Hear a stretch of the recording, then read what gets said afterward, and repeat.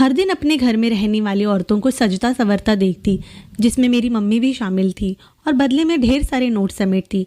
नोटों की ये बरसात मुझे बहुत अच्छी लगती थी, मगर मुझे तो कोई देखने भी नहीं देता था। जब भी मैं महफिल देखने की कोशिश करती तो हीरा अम्मा इशारा कर देती और मुझे कोई ना कोई उठाकर अंदर कमरे में ले जाता और सोने के लिए कह दिया जाता। मगर जैसे जैसे मुझे अक्ल आती गई, मुझे अंदाज़ा हुआ कि इन महफिलों में कैसी कैसी सजाएं भुगतनी पड़ती है और ऐसे दिल दहला देने वाली कहानियां जन्म लेती हैं कि इंसान सोचता ही रह जाता है, क्या सच में ये मुमकिन है। कुछ ऐसी ही कहानी थी मेरी, और इस कहानी में अहम किरदार था मेरी मम्मी का, जिसने मुझे भी बर्बाद कर दिया। मेरा नाम रूपा है और मैं उस बदनाम गली में रहती जहाँ दिन में आने से तो हवाएं भी डरती थी। तो शरीफों का भला यहाँ क्या काम, लेकिन हकीकत तो ये थी कि यहाँ शरीफों का आना जाना लगा रहता था। गली के अंदर सबसे बड़ा कोठा हीरा अम्मा का ही था। सब कहते थे कि हीरा अम्मा यहाँ की सबसे पुरानी और बड़ी तवायत है। उन्होंने ही यहाँ बाकी सबकी परवरिश की थी, और तो और मेरा नाम भी हीरा अम्मा ने ही रखा था। मेरी मम्मी कोठे की सबसे खूबसूरत तवायत थी। ऐसा लगता था जैसे अभी भी कुंवारी ही है।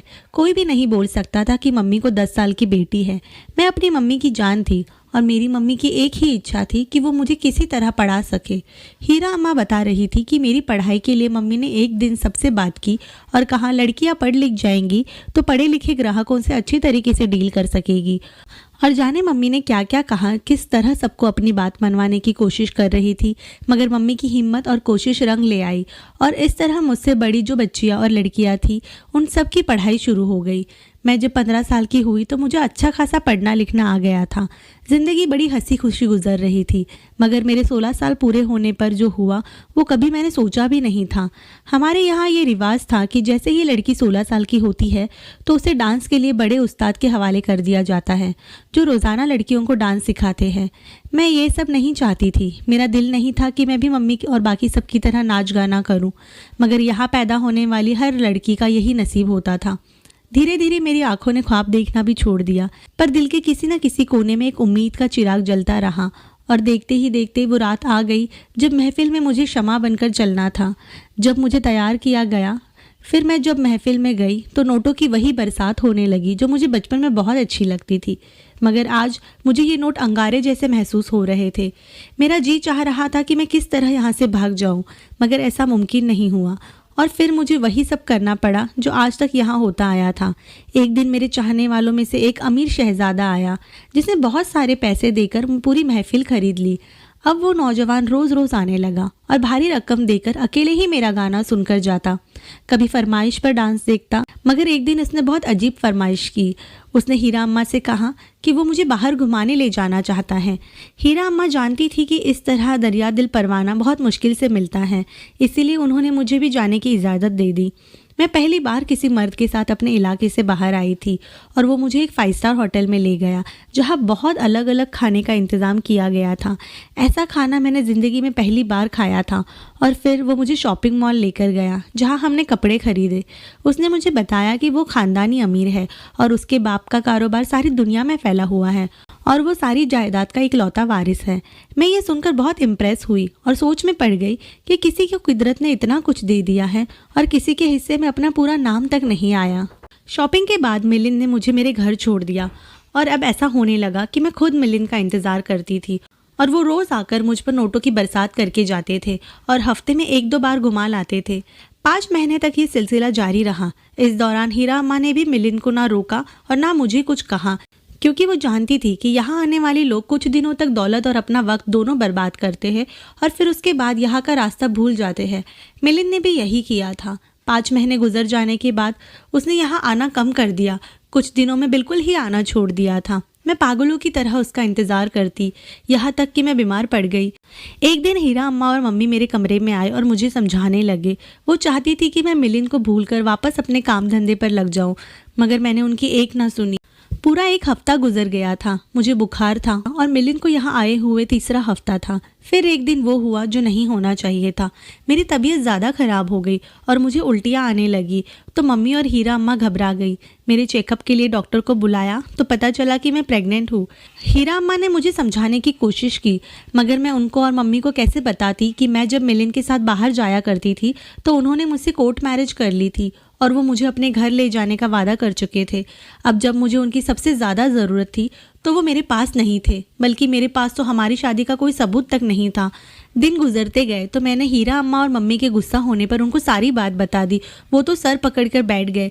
ऐसे वादे करने वाले पलट कर नहीं आते, तो तुम कब तक उसका इंतज़ार करोगी? मैंने फैसला कर लिया था कि जब तक सांसें चलती रहेगी मैं मिलिंद का इंतज़ार करूंगी, क्योंकि मुझे यकीन था कि वो मुझे धोखा नहीं दे सकते। लेकिन मेरा इंतज़ार बहुत लंबा होता गया, यहाँ तक कि वो दिन आ गया जब मैंने एक प्यारी सी बेटी को जन्म दिया। कोठे पर बेटी पैदा होने का जश्न मनाया जा रहा था। मेरी बच्ची पैदा होने पर सब ऐसे खुश थे जैसे कोई बिजनेसमैन अपने बिजनेस में फ़ायदा हासिल करने के बाद होता है। मगर मैं किसी सूरत में अपनी बच्ची की ज़िंदगी दांव पर नहीं लगाना चाहती थी। किसी तरह अपनी बच्ची को लेकर यहाँ से चली जाऊंगी। लेकिन मैं कहाँ जाती? मेरे पास ना ही मिलिंद का एड्रेस था, ना मैं इस शहर के रास्तों को जानती थी। मैंने बहुत कोशिश की कि किसी तरह मुझे कुछ पता चल सके, मगर मेरी हर कोशिश बेकार गई। आखिरकार मैं चुप बैठ गई। मगर उसके बाद मैंने डांस नहीं किया और ना किसी मर्द के सामने गई। हीरा अम्मा और मम्मी ने लाख मनाया, बहुत कोशिश की, मगर मैं अपनी ज़िद पर अड़ी रही और मैंने दिल ही दिल में ठान लिया था कि अपनी बेटी को इस दलदल से निकाल कर रहूँगी।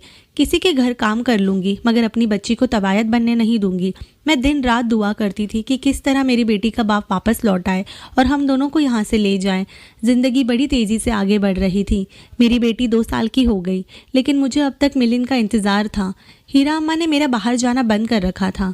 एक दिन हीरा अम्मा की तबीयत बहुत ख़राब हो गई तो हम सबके हाथ पैर फूल गए। हीरा अम्मा से मिलने उनकी एक पुरानी सहेली आई। वो अपने वक्त की बहुत मशहूर तवायत थी। उन्होंने मुझे देखा तो वो कहने लगी कि रूपा की बेटी कितने साल की हो चुकी है। मम्मी ने बताया कि बच्ची 2 साल की हो चुकी है।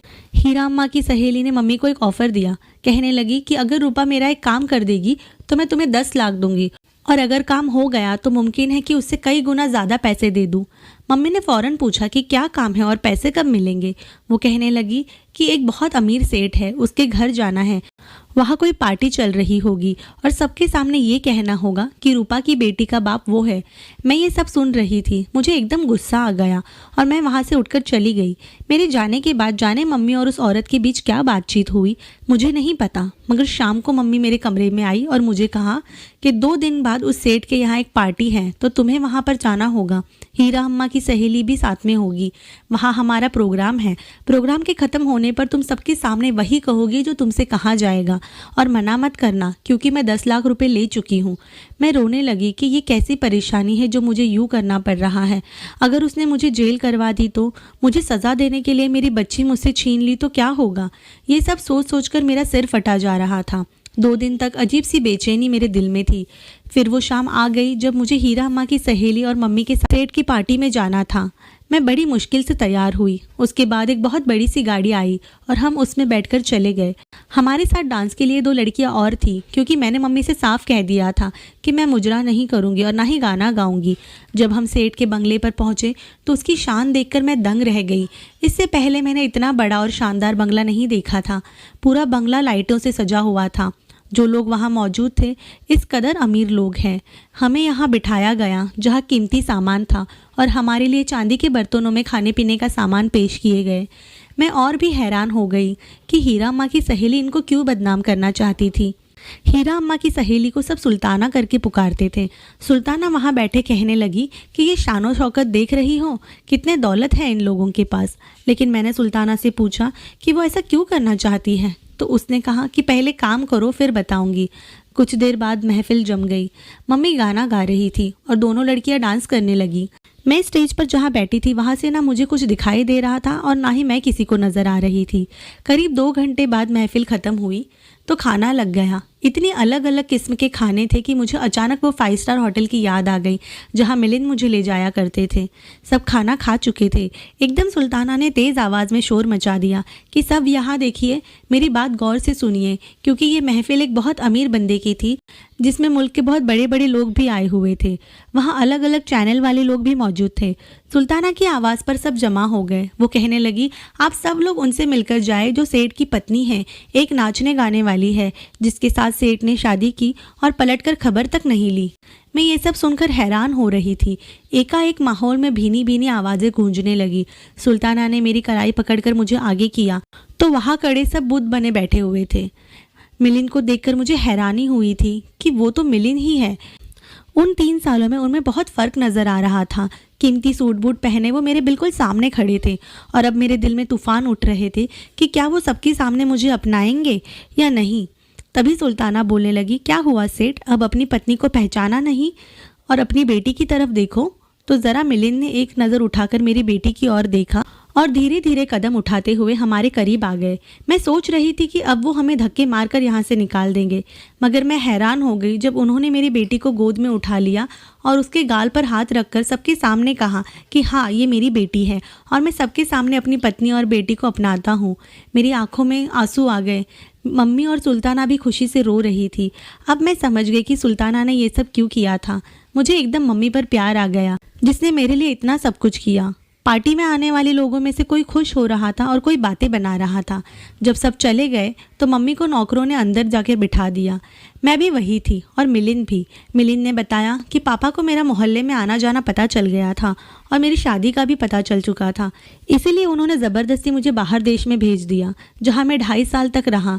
मेरा वीज़ा और पासपोर्ट भी उन्होंने अपने पास ही रख लिया था, जिसकी वजह से मैं मजबूरन वहीं बैठा रहा।